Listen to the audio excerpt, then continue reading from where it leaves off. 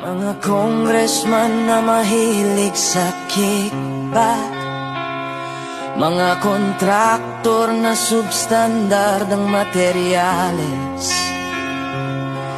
mga tao sa DPWH na mukhang pera. Nasaan ang puso nyo? Saan ang konsensya? Ano kaya